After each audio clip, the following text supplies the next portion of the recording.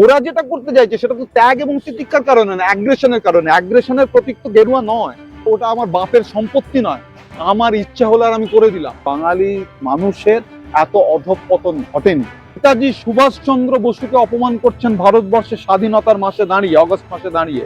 তারা তৈরি করেছে, করে তারপর বলছে আমি রাজনীতিকরণ চাই না। হোয়াট ডাজ দ্যাট মিন?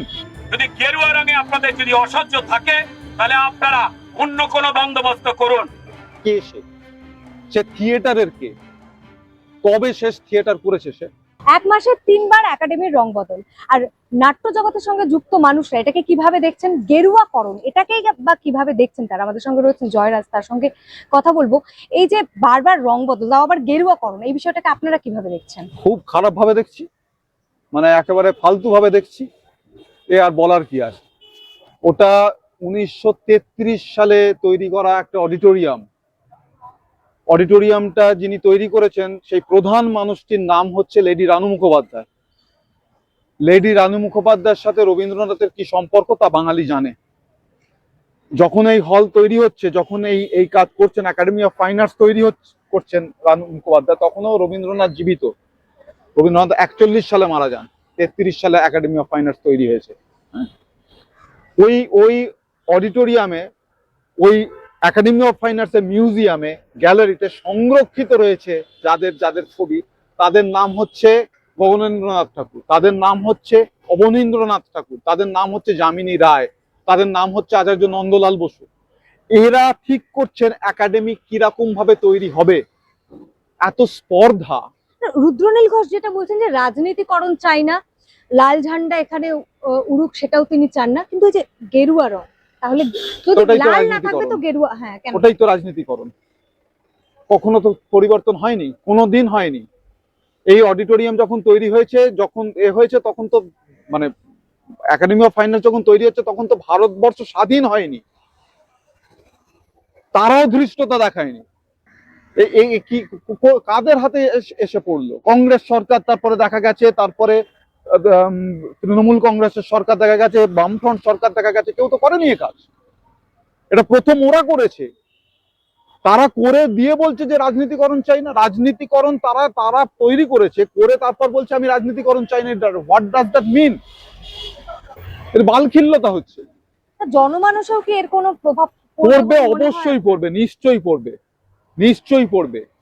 বাঙালি জাতি হিসেবে কি লড়াই লড়েছে তা বাঙালি নিজে জানে এবং সারা বিশ্ব জানে।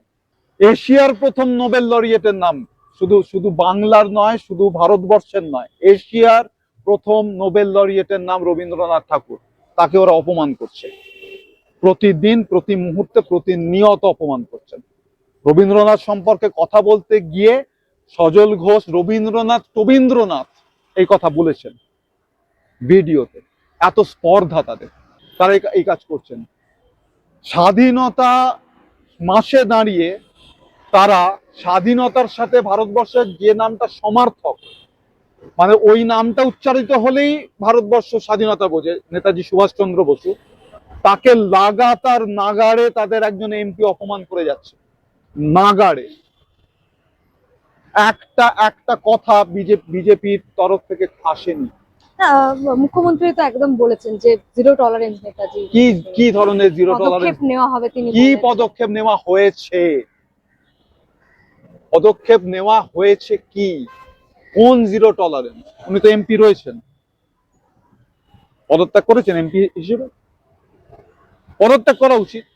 নেতাজি সুভাষচন্দ্র বসুকে অপমান করছেন ভারতবর্ষের স্বাধীনতার মাসে দাঁড়িয়ে, অগস্ট মাসে দাঁড়িয়ে কাজ ঘটাচ্ছে। যখন এই রাজ্যে পালা বদলের পর যখন একাডেমির একাংশকে গেরুয়াকরণ করা হয়েছিল, তখন শ্রমিক ভট্টাচার্য তিনি বলেছিলেন যে এরকম গেরুয়াকরণ চায় না বিজেপি। তারপরেও কিন্তু বদল করা হয়নি, উল্টে যখন নাট্য জগতের মানুষরা তারা উদ্যোগ নিয়ে সাদা রং করলো, তারপরে দেখা গেল আবার গেরুয়া করে দেওয়া হলো। দুটো সম্ভাবনা আছে। একটা সম্ভাবনা হচ্ছে যে উনি গুড কপ ব্যাড কপ খেলছেন, আমি ভালো এটা, আর একজন কেউ থাকবে খারাপ পুলিশটা, এই গুড কপ ব্যাড কপ খেলছেন। হয় নয় উনি তো ওর দলের রাজ্য সভাপতি, তাহলে বুঝতে হবে যে ওকে চুনোপুটি, এলি তেলি, ভুজাবালি টাইপের যে বিজেপির যারা রয়েছেন তারাও ওকে পাত্তা দেয় না। একজন রাজ্য সভাপতির তাহলে তার দলের ওপর কোনো নিয়ন্ত্রণ নেই। দুটোর বাইরে কোনো সম্ভাবনা থাকতে পারে না। হয় উনি পুরোটা জানেন, জেনে উনিও এই ঘটনার সাথে সামিল, আর নয়তো উনি যে নিন্দা করছেন, উনি যে বলছেন বিজেপি একে সাবস্ক্রাইব করে না, বিজেপি সেটাকে পাত্তা দেয় না, বিজেপি তার নিজের মতন চলে। দুটোর মধ্যে একটা সত্য। আচ্ছা, এই যে গেরুয়া রংটা নিয়ে কেন আপনাদের বিরোধ, মানে কেন চাইছেন না গেরুয়া রংটা হোক?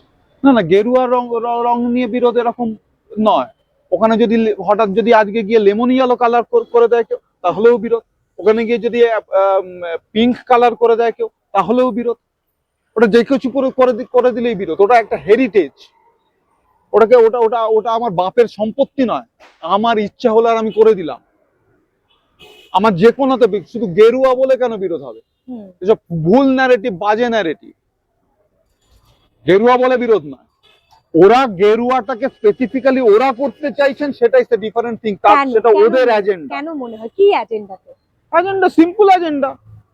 ওরা তো প্রথমত এই যে ভারতবর্ষে যে এখন মিছিল করছে না, ঘর ঘর তিরঙ্গা, হ্যাঁ, হর ঘর তিরঙ্গা। হ্যাঁ, আপনি ভালো করে আপনি যারা সংঘ চালক, প্রধান সংঘ চালক যারা, তাদের পুরনো লেখাপত্র পড়ুন, ভালো করে দেখুন তারা তিরঙ্গা ঝান্ডা নিয়ে কি কথা বলেছেন।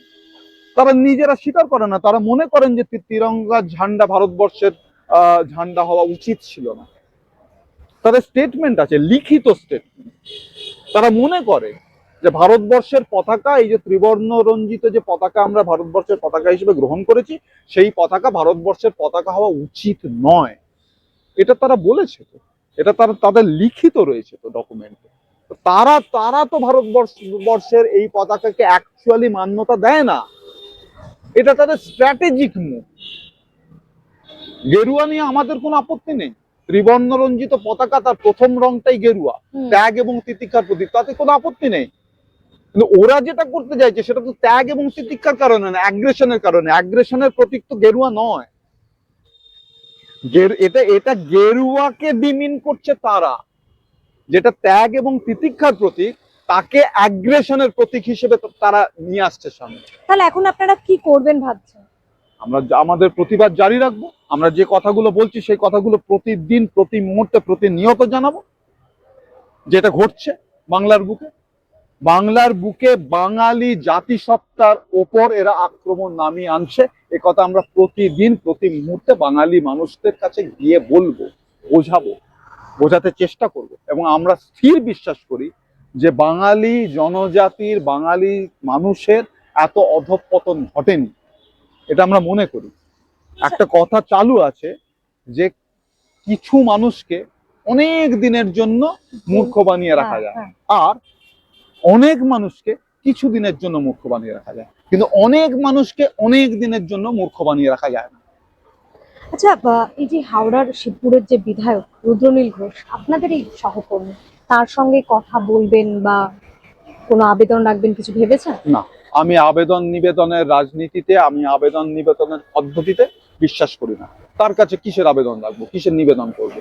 কে সে থিয়েটারের কে? কবে শেষ থিয়েটার করেছে সে? কবার মঞ্চে উঠেছে একাডেমি অফ ফাইন আর্টসে? হ্যাতারু বলে একটা নাটক করতো, সেই নাটকের জন্য কবার স্টেজে উঠেছে? এই তো তার থিয়েটারের সঙ্গে সম্পর্ক। কেন তাকেই হঠাৎ আবেদন নিবেদন করতে যাব কেন? কি কারণে? আপনারা যে প্রতিবাদ আপনাদের নাটকে, অভিনয়ে যেভাবে বলার, আপনারা সোচ্চার থাকবেন? একদম নিশ্চিত ভাবে, 100% সোচ্চার থাকবে, আজীবন সোচ্চার থাকবে।